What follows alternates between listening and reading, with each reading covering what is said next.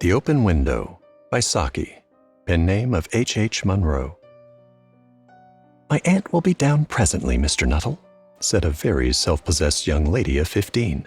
"In the meantime, you must try and put up with me." Frampton Nuttall endeavored to say the correct something which should duly flatter the niece of the moment, without unduly discounting the aunt that was to come. Privately, he doubted more than ever whether these formal visits on a succession of total strangers would do much towards helping the nerve cure which he was supposed to be undergoing. "I know how it will be," his sister had said when he was preparing to migrate to this rural retreat. "You will bury yourself down there and not speak to a living soul, and your nerves will be worse than ever from moping. I shall just give you letters of introduction to all the people I know there. Some of them, as far as I can remember, were quite nice." Frampton wondered whether Mrs. Sappleton, the lady to whom he was presenting one of the letters of introduction, came into the nice division. "Do you know many of the people round here?" asked the niece, when she judged that they had had sufficient silent communion. "Hardly a soul," said Frampton. "My sister was staying here at the rectory, you know, some 4 years ago, and she gave me letters of introduction to some of the people here." He made the last statement in a tone of distinct regret. "Then you know practically nothing about my aunt?" pursued the self-possessed young lady. "Only her name and address," admitted the caller. He was wondering whether Mrs. Sappleton was in the married or widowed state.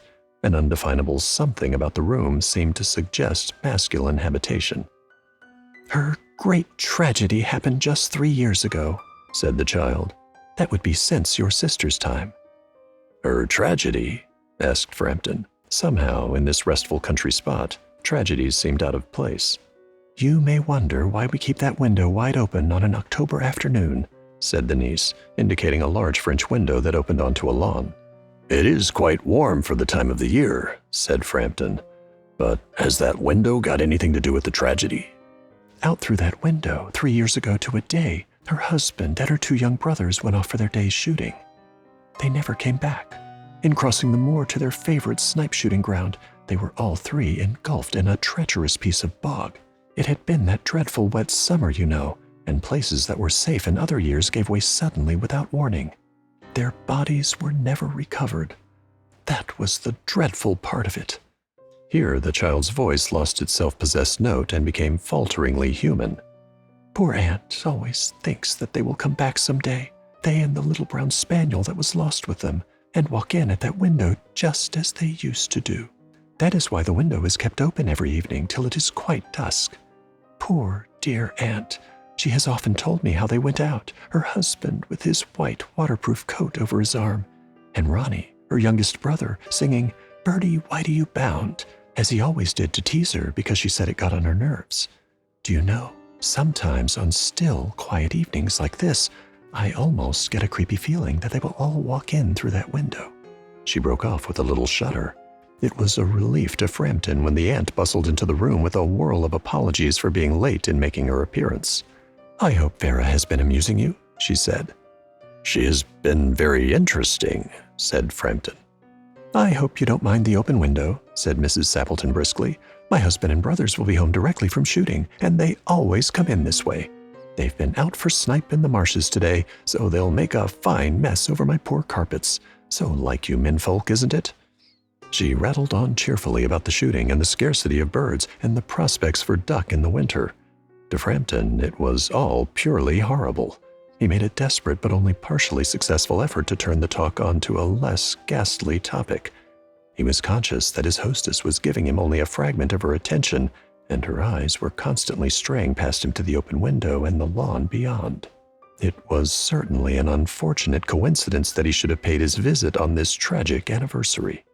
"The doctors agree in ordering me complete rest, an absence of mental excitement, and avoidance of anything in the nature of violent physical exercise," announced Frampton, who labored under the tolerably widespread delusion that total strangers and chance acquaintances are hungry for the least detail of one's ailments and infirmities, their cause and cure.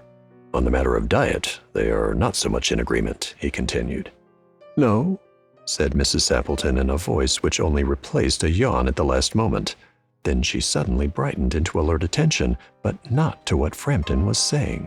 "Here they are at last," she cried, "just in time for tea, and don't they look as if they were muddy up to the eyes?"